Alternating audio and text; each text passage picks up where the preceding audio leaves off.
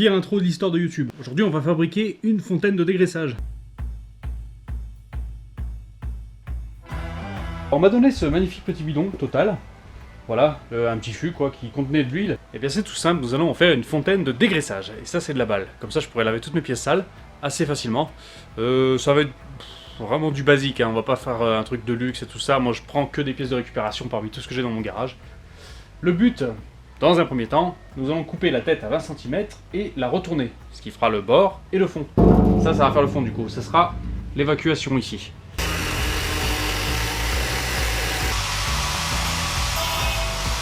Bon voilà, c'est coupé. Et ça va aller genre comme ça. C'est pas mal. Yes. Et là, ça donne le contenant. On va faire l'évacuation ici. Là, on est en train de vider vraiment le grand fût dans le but de pouvoir mettre ce petit bidon transparent. Alors, ce petit bidon transparent, ce que nous allons faire, couper la tête au minimum qu'on peut, donc ici, pour pouvoir mettre l'évacuation à l'intérieur qui va descendre jusqu'en bas pour que la merde descende en bas. Et au fur et à mesure ça vient de décanter et comme ça la nouvelle pompe, la pompe qui va me servir pour le pinceau, on va essayer de l'installer vers le haut. Comme ça elle va aspirer vraiment la partie du liquide qui va être propre. Donc pour l'évacuation de tous les déchets et tout ça, j'avais pensé directement à prendre directement le bouchon qui était là. Mais au final c'est pas une super idée parce qu'il est sur le côté et c'est pas terrible quoi, à moins de laisser un peu en pente tout ça. Donc ce qu'on va faire c'est qu'on va faire un trou bien au milieu ici. Et j'avais ça de côté là. Un semblant de siphon, donc tout neuf. Hein. Et on va le poser là. Et ce qu'on va faire, c'est qu'on va essayer de sauter un petit peu sur le milieu pour faire un côté un peu incurvé, quoi, on va dire. Comme ça, ça descendra tout ici. Et ça sera mieux. Voilà, on voit que c'est souple. Voilà, on va essayer de lui faire un beau cône. Pas trop mal. Youhou. Ah, ça l'a incurvé pile ce qu'il faut, je crois, ouais. Alors, j'ai pas vraiment de balles, tout ce qu'il faut, mais un galet tendeur, ça le fait. On voit un peu où ça va. Et où est-ce qu'on va percer la sortie? Apparemment ça a l'air d'être bien au milieu. Hein. J'ai les chaussures les plus stressantes du monde en plus pour faire tout ça. J'ai l'impression de marcher et d'écraser un chat. On a ce qu'on mérite.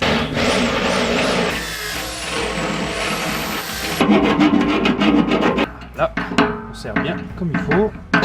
Voilà, avec la petite sortie qui va bien. Et là le joint qui est là pour rendre super étanche. Donc pour revenir sur le principe, moi ce que je voudrais c'est pouvoir enlever donc la tête entièrement parce que c'est assez léger.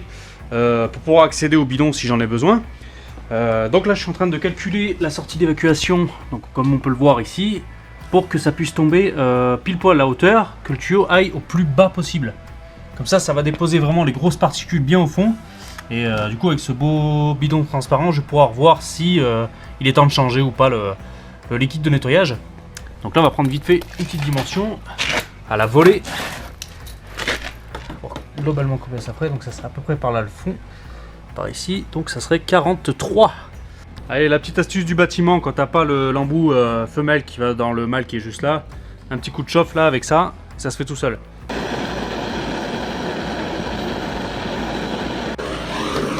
It was at this moment that he knew. He fucked up. Ah mais quel boulet! Oh, et évidemment, je pose le chalumeau sur quoi? Sur ce putain de bidon, on fait chier. Abruti, abruti, abruti. Bon voilà, j'ai collé. Là, on va s'occuper de la fixation de la tête. Donc on va essayer de mettre... Moi je vais faire simple, hein. Je vais aplatir des pattes comme ça. Hop. Voilà, donc on va les redresser. Et que ça laisse juste assez d'espace pour pouvoir prendre le petit débord qui est ici. Voilà, juste comme ça. Voilà, donc là j'ai mis les trois attaches, elles sont rivetées et bien divisées en trois. On va voir un peu ce que ça peut donner... On remet le couvercle. Tac, comme ça. Et la troisième. Et bah c'est pas mal. Alors j'ai trouvé un joint de pare-brise dans mon stock de merde. Et du coup ça fait super bien. Je l'ai coupé pile poil entre les petites attaches là. Et ça fait hyper propre quoi en fait. Petit joint de porte de 206 pour le haut. Là par exemple on va essayer de trouver un petit interrupteur. Je sais pas, on va essayer de faire une petite plateforme ou un truc comme ça qui sera par là pour pouvoir cliquer dessus. Et essayer aussi de trouver, parce je vais essayer de choper une pompe en 12 volts et un transfert en 12 volts. Comme ça, on va pouvoir le planquer dedans et on pourra le brancher directement sur le secteur et ça sera que mieux. Ah, voilà, tu vois, ça dans le genre, bon, c'est pas le plus gros que j'ai, mais en même temps, ça va être du 12 volts avec une faible intensité. Donc c'est idéal. Ok, donc le switch, on l'a. Donc voilà où va être le bouton, directement en dessous le couvercle. Alors là, c'est vraiment parce que j'ai vraiment envie de me faire chier, hein, mais sinon, faut pas trop s'emmerder. Je pense que le plus simple, ce serait directement d'acheter, vous savez, les petits switches, les ronds là. Clic, c'est aussi simple que ça. Bon, là, je fais avec ce que j'ai sous la main, donc ça c'est bien. On va couper ce petit carré là de Dremel et on va poser ça. Bon, alors, on a fini tout ce qui est plus ou moins du brut, on va dire, tout ce qui est gabarit, châssis complet, quoi, on va dire, sauf peut-être le bas où j'ai encore peut-être une surprise. Donc là, ce qu'on a fait, c'est l'alimentation. Alors, là, on a une jolie prise 230, impeccable, avec le fil qui arrive directement dans son passage. Bon, là, j'ai mis un bout de gaine, hein, comme ça, au moins je suis sûr qu'il n'y a pas d'histoire d'usure ou quoi que ce soit. Voilà, comme ça. Qu'est-ce que je peux dire? Donc là, on a le boîtier transfo qui est derrière. Donc ça, il absorbe du 230 et il renvoie du 12 volts. Donc le 12, ce que j'ai fait là, le fil, c'est bien, hein, c'est impeccable, tout se goupille super bien. Le fil, je l'ai pris, hop, je l'ai passé dans la petite rainure qui est là, hop, hop, hop, il fait tout le tour, il arrive là. Et je l'ai laissé vers l'interrupteur parce qu'il y en a forcément un qui va revenir, qui va aller à l'intérieur et sortir à la pompe. Alors, du coup, on oublie cette idée avec le bidon transparent de pétrole. De toute façon, c'était pas très beau et pas très solide. Il y a quelques années en arrière, j'ai réussi à faire cette chose-là. Ça allait dans mon van. En fait, je le remplissais d'eau. Et à l'intérieur, ça ressortait, tac, un robinet avec une petite pompe 12 volts à l'intérieur. Je sais pas si on pourrait bien la voir d'ailleurs. Elle est bien cachée au fond là-bas. Hop là. Enfin voilà. Et cette pompe-là, ce qui est bien, c'est qu'elle résiste aux hydrocarbures. Donc là, j'ai installé 3 petits trous en dessous. Ça va être plus facile pour le déplacer. Bon, alors, concernant le pinceau, du coup, parce que, bon, là, comme on peut voir, j'ai tout connecté. J'ai pas encore isolé, hein, vous ne voulez pas. Donc voilà, là, c'est tout relié, c'est tout en jus. Et quand j'appuie, c'est nickel. Donc, il ne reste plus qu'à remplir. Donc là, voilà, j'ai percé encore un nouveau petit trou pour faire sortir le tuyau qui va alimenter le pinceau, du coup. Voilà, donc pour le pinceau, moi je pense que le plus simple, ça reste quand même de l'acheter. Ça vaut pas très cher, j'en ai trouvé pour une dizaine d'euros, je crois. Et enfin bon, moi j'ai voulu me faire chier encore une fois, parce que j'ai que ça sous la main. Et faut que j'aille vite. Donc j'ai pris un pinceau qui était, j'avais acheté ça une merde, genre 70 centimes.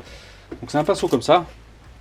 Voilà, j'ai raboté le manche, comme on peut le voir. Voilà, j'ai coupé le manche, j'ai percé 2 trous petits à l'intérieur. Comme ça qui ressortent vers les poils. Donc c'était ma crainte parce que je me suis dit si j'enlève une partie du coup du fond, les poils vont se barrer. Visiblement non, ça a l'air de tenir, donc ça c'est déjà un bon point.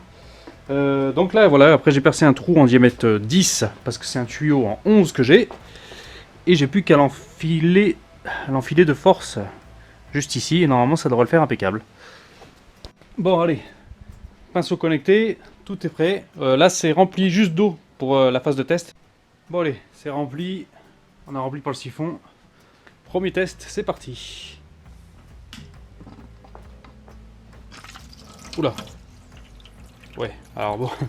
Ouais, bon ça j'aurais pu m'en douter. Le pinceau c'était pas tout à fait ce qu'il aurait dû se passer, mais bon. La fameuse bricole du dimanche, hein, avec tout le bon scotch électricien pour essayer d'y rendre un peu plus étanche.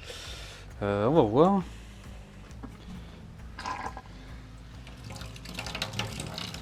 Ah, on va dire que provisoirement ça va dépanner. Ouais, putain, c'est génial! Putain, ça marche super bien. Et voilà. Petite station. Bon, alors, petit compte rendu de la version finale de notre fontaine. Donc, je suis vraiment très content. Alors, au final, ce qui est bien, c'est que je peux la déplacer partout grâce aux roulettes. Est-ce que c'est vraiment rentable de le faire soi-même?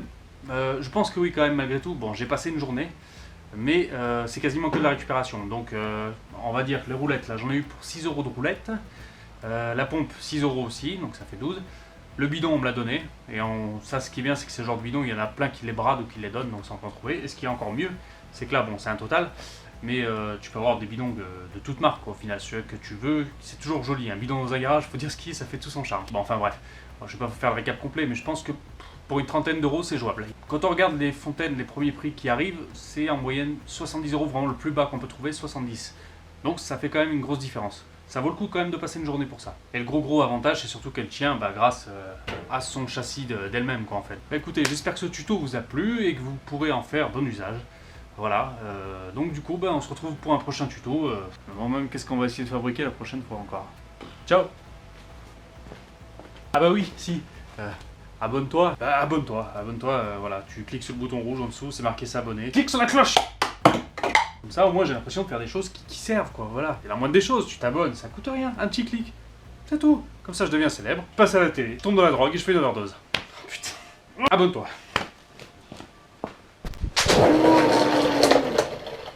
Yeah. Ouhou. C'est pitoyable.